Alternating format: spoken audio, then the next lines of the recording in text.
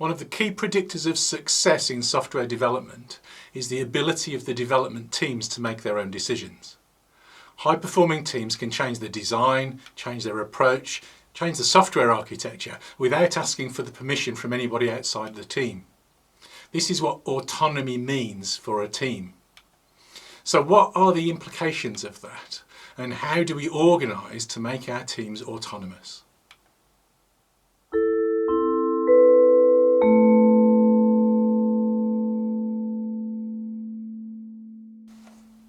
Hi, I'm Dave Farley of Continuous Delivery. Welcome to my channel. If you haven't already, please hit subscribe, and if you enjoyed the video, hit like and put some comments in below. In this episode, I will give you some advice on how to scale up your organisations with many small autonomous teams, and how to decouple these teams both technically and organisationally to allow for this vital autonomy. How do we know that autonomous teams produce better software faster though? Well, we've almost a decade of research data in the annual State of DevOps reports that tells us so. What this research has found is that there are strong correlations with certain outcomes and behaviours. And this forms a predictive model based on the scores in stability and throughput. Organisations with high scores in stability and throughput make more money than organisations that don't. They find it easier to recruit and retain higher quality staff. And these people that work in those organisations report significantly higher work-life balance. So this stuff really matters. This isn't just an academic exercise. You can use this correlative model the other way round too. One of the key predictors of high scores in stability and throughput is the autonomy of your development teams. Here are some characteristics of a team that the report says predict good outcomes and will end up with higher scores in stability and throughput.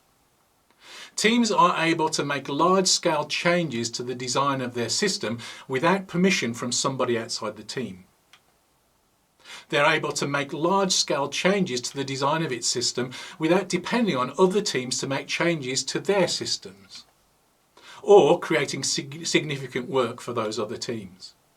Another predictor of good performance is that a team is able to complete its work without needing fine-grained communication and coordination with anybody outside of the team.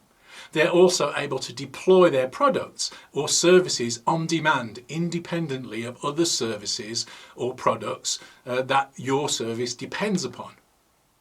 If we were describing a software system that had these characteristics rather than a human one, what we are describing here is the impact of coupling.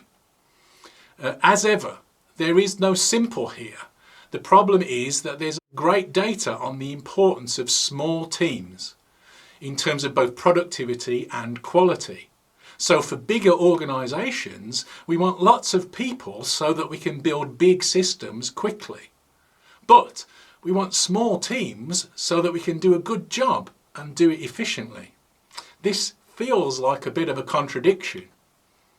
The degree to which different parts of an organisation need to communicate comes at a cost. But we want lots of small teams. So if we aren't careful, the cost of all of those small teams will be very high and a problem in itself. Therefore, they need to be small, but they also need to be autonomous teams. Let's just think about this in really simple terms for a minute. Here's a team, and this team are working very closely together in a coordinated way, and they are moving forwards in step with one another. They are not done until everybody gets to the end of the journey.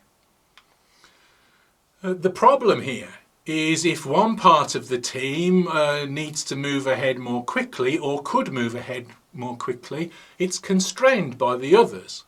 If one of the others hits a pitfall along the way, then that's going to slow everybody down. You can only proceed at the pace of the slowest group in a structure like this. This gives severe limitations on how quickly progress can be made. The alternative, the kind of radical alternative, is to break the coupling between the teams and to let each team make progress independently. This way, the fastest teams will get to the finish line earliest and the slower teams will get there more slowly. Even in the event that one of the teams hits a problem along the route and maybe even never gets to the end, the teams that did make it to the destination have delivered something useful. So this is a good way of making progress more efficiently, in fact optimally. So decoupling teams is vital if we want to make progress efficiently. Naturally, this comes at a cost. There's always a cost. In this case, the cost is a trade-off in consistency. If each team can make its own decisions, inevitably people and teams are going to see things differently and do things differently. There will be duplication. There will be different teams solving the same problem in different ways. So the real question when thinking about this from an organisational point of view is, what do you really want to optimise for? You can optimise for scalability and overall efficiency, in which case you're going to prefer more autonomous teams, or you can optimise to move more slowly but have more consistency across the teams and have a more normalised solution perhaps, if you want to couple the teams more tightly. You can't have both of these things. There's always this trade-off. From a development team's perspective, the rubber meets the road in the decision to share code in some way between teams. If Team A and Team B share some code from Team C, then clearly Teams A and B are coupled to Team C's code and via that to Team C's decision making. But they are also coupled to one another. These three teams are now in step. If Team C changes their code and there's only one version in production, then Teams A and B are forced to change in step. Now the whole organisation is worrying about that coordination and of keeping everybody in step. If we want these teams to be autonomous, we've got to allow them to make progress more independently of one another. We have to worry about this coupling and take it seriously in the way in which we organise our teams and encode the systems that we create. We need to worry about the coupling between the code and between the teams. There are a variety of tools and ideas that we can use to think about this and to manage it. The simplest of all is don't share any code between teams. This is kind of partly the microservices way of thinking perhaps. The downside with that is that everyone has to solve every problem. It's kind of workable at some kind of scale in some kind of organisations, but it has its limitations. But even where you do want to share code at some level, it's worth really taking very, very seriously the cost of sharing any code at any time with another team. This is always going to be much more expensive than the code that you are working on and you own within your own team. Here are a few ideas that I will just throw out there for you to consider that I hope may be helpful in this context. First, at the organisational level, align your teams with a bounded context. A bounded context is an idea, a part of the problem domain in which concepts are more closely related than other parts of the problem domain. It's an idea from Eric Evans' book, Domain-Driven Design. Again, link in the description below. Aligning your teams with natural bounded context boundaries tends to reduce inter-team coupling to a minimum. It allows the conversations between the teams to be more abstract and a little bit more defensible in terms of reducing the coupling between teams. The next piece of advice that I would offer is to always capture requirements from the perspective of a user or at least a consumer of your service or system in some way. This tends to limit technical requirements which in turn tend to lead to naive, overly coupled implementations sometimes, and that can just lead teams down towards more tightly coupling the software with other teams, and that's obviously what we're trying to avoid. Make all inter-team communication problem domain relevant. Ideally, if you were to somehow capture the conversation that is happening between the software that teams are responsible for, it ought to make up a kind of conversation that somebody who understood the problem domain but not necessarily the software would recognize. It's obviously going to be encoded in more technical mechanisms, but the level of abstraction for those interactions should be at the level of the problem domain, rather at the kind of technical, tactical kind of level that is very often common in bigger systems. At the more technical level, as we start thinking about actually the impact that this has on design and code, here are some more ideas. Always translate your inputs from another team. Always treat them as though they can break you, because they can. Adopt ports and adapters at the integration points between teams, always translating what's coming in, or always translating what's going out to some degree, to make sure you've got this insulation layer that allows one team to move slightly more independently of another. Don't adopt the dry principle, don't repeat yourself, between services or teams. It's a fantastic principle, and I really commend it very strongly within a team. You want one canonical version of any particular behaviour within a team's boundary.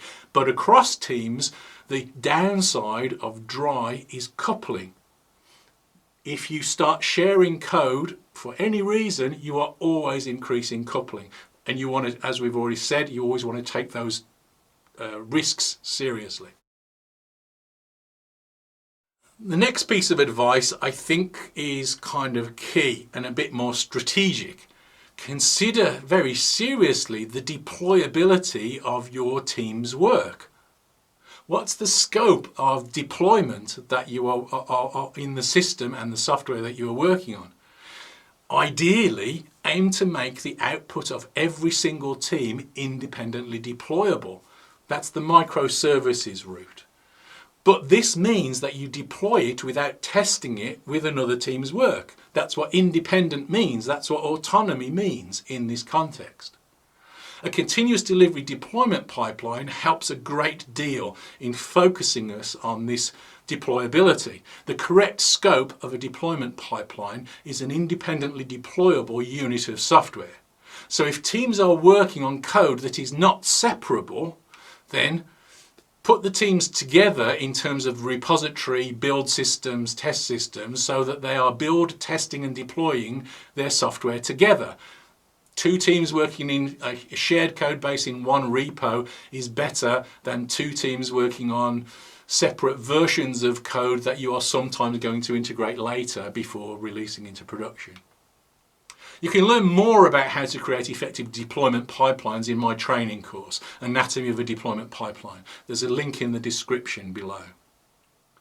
Consider contract testing to validate changes to the APIs that you produce, the interfaces between one team's work and another's. And the APIs that you consume when you're reading information from somebody else that somebody else is producing. Contract test those too, so that you can spot any differences early. Design the public API to your code to keep secrets. You don't want to expose everything that your system knows or does to the world. You want to abstract the information that you present so that you can change your implementation behind your public API without changing the contract of exchange of information with other teams and services. Don't expose how your software or service works. Use only the essential bits of information in information that you're consuming from another team. Be parsimonious. Just take the stuff that you really need. Don't just read in all of that information, because then you are coupled to it all. Just take the bits that you must. Be generous. Tell the story of what is happening in the information that you produce so that it's easier for people to pick the stuff that they're interested in when they're consuming it. I think that coupling, both organisational and technical, is probably the biggest problem in software development, certainly the biggest problem of trying to scale up software development. If we want to scale up, we need to compartmentalise. There's a lot more to this topic and on lots of different levels, but that's probably enough for now.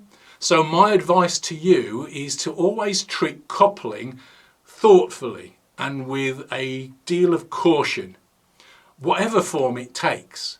Getting the coupling right is the key to creating great software and great organisations. Thank you very much for watching.